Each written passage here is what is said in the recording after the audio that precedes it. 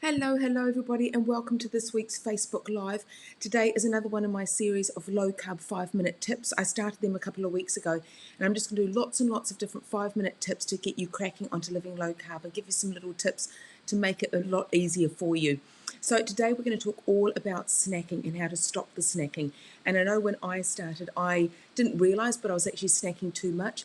And I'm going to give you some tips that as life goes on and the longer you live low carb, actually how you can stop snacking and snack less. So just as you're hopping on today, let me know below, how do you still snack? How often do you snack, and what do you snack on? And we're going to cover a few of these tips. So if you're new here, I'm Libby, and I'm the founder of ditchthecarbs.com and lowcarbpractitioners.com.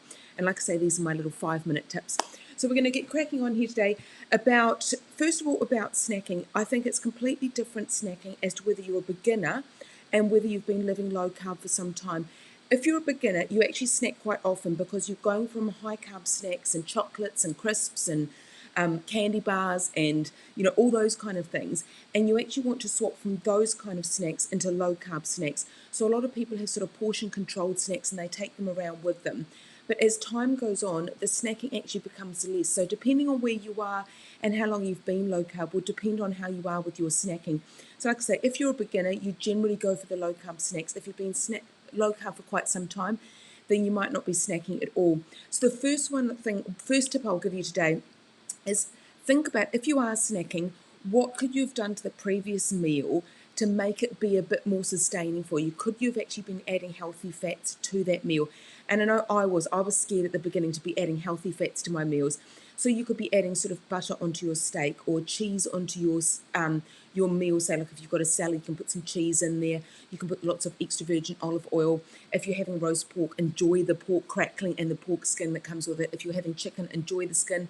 No more, skinless chicken breasts. Go for the skin, go for the fatty parts.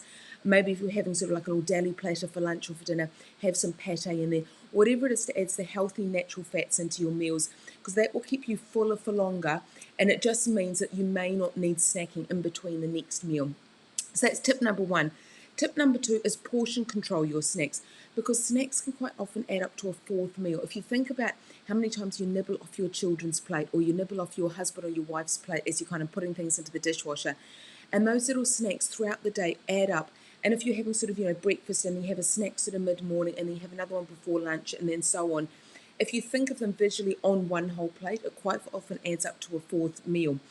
Number three is lengthen the time between snacks. If you know you're snacking, pretty much some people snack almost every hour. They have something in their desk drawer at work and they're kind of nibbling on things, or they often go for a walk and they get something from the vending machine. Think about how long that is and think to yourself, okay, I'm only going to have something maybe every 2 hours, every 3 hours or 4 hours. That's just the first step to beginning no snacking. Then you might want to think, okay, you know what, it's only every sort of 4 or 5 hours, which is basically when you're going to be eating your next meal anyway. So lengthen the time in between snacking. Tip number 4 is slowly reduce how many snacks that you have a day. So think to yourself, okay, really be honest. So nobody has to know this, but be honest to yourself and think, okay, well, I have breakfast, but then actually I have a snack just as I'm about to go into work. Quite often people order a coffee and some kind of takeaway nibble. Then you might have something for morning tea. Then you have lunch. And then you might have something sort of early afternoon and then maybe late afternoon. Then you have something on the way home from work. And then you have dinner. And while you're cooking dinner, you could be having something else. And then after dinner, you could be having a little snack, or even before going to bed, people. So if you kind of add it up, people can be snacking all day long.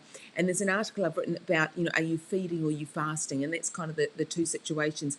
And if people are really honest with themselves, some people can be snacking up to sort of maybe 7, 8, 9 times a day. So really be honest with yourself and think, okay, I'm going to cut myself down, first of all, to just maybe 3 snacks between sort of mid-morning, mid-afternoon, and after dinner. Then when you get used to that, because like I say, some people are snacking sort of 9 times a day, then think to yourself, you know what, I'm going to cut out one of those snacks and I'm no longer going to be having a mid-morning snack. I'm only going to be having an afternoon or an evening, whatever the snack you want to keep. And then for a lot of people, there will be one snack, which is really tricky. And a lot of people, that's your evening snack. And so think about where your kind of, your sort of nightmare snack is, and just cut back slowly to that. And eventually they will all go. But that's how you kind of do it. And then the fifth tip to give you at snacking is count your carbs, because if carbs are slowly creeping in and you don't realize that carbs are sneaking back in, that can often be the trigger that you want to snack or you are a little bit hungry again. So let me know in the comments below, how often you snack and what you snack on, or if you've got any more questions for me. I do love answering questions in these 5-minute lives. So the top 5 tips are: number 1, do you need to add more healthy fats to your meals? Number 2 is portion control your snacks. Maybe put them in little Ziploc bags. Think about how many snacks you're having, and don't just have the open packet there eating, because suddenly the whole bag will disappear. Put them into little Ziplocs or little containers. Number 3 is lengthen the time between snacks. Number 4 is cut back how many times you snack a day. And number 5 is count your carbs so you don't get carb creep. So if this has been helpful for you, I'll put a link up above. I'm giving you a free book today. So if these have been helpful, they were just 5 tips, but here are another 100 low carb tips for beginners. You go and go and download those, put your name above, there's a link above, and you can go and grab another 100 tips for you in the little ebook I've got given you. And I actually got those 100 top tips from my low carb support group. And I often ask people in there and say, what is your top tip? I'm writing a book, what is your top tip? And that's all of the tips I got from a lot of the members in my free support group. So anyway, have a wonderful, wonderful day. There was another low-carb 5-minute tips for you. And if you want to see more, come and see me on ditchthecarbs.com, or I've got these all loaded up onto YouTube as well. And I've actually got a whole lot of guest experts in there. You'll love to see all the doctors, the GPs, the dietitians, everyone in there that I also asked their 5-minute tip. So have a fabulous, fabulous weekend, everybody. And I will see you next week for the next low-carb tip. Okay, bye.